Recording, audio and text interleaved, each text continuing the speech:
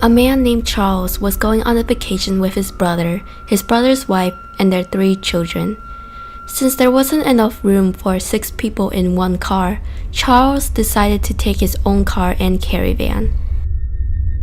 They drove for a few hours, but during the long ride, Charles got a flat tire. They had to pull over in the middle of nowhere to fix the flat. Charles' brother wanted to stay with him while he changed the tire, but Charles insisted that he go on ahead because the children were tired and becoming restless from the long ride. He said he would quickly catch up to them and not to worry. So, Charles' relatives drove off while Charles changed the tire. When he was finished, he called his brother on the cell phone, but for some reason, no one answered. He left a voice message saying he was on his way, but they never called back.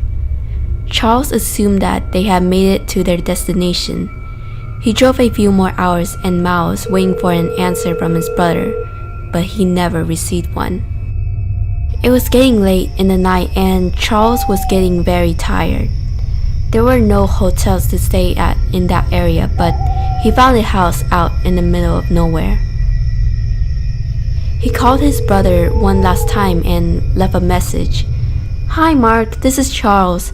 I'm tired of driving, so I'm going to spend the night in this little house just up the road. Don't worry, I'll be okay. I'll see you tomorrow morning, bright and early."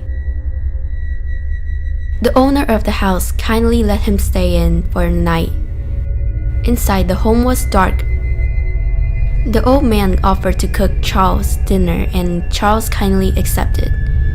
Charles sat at the dining table and waited for the old man to serve the food. The old man came out of the kitchen carrying a piping hot platter.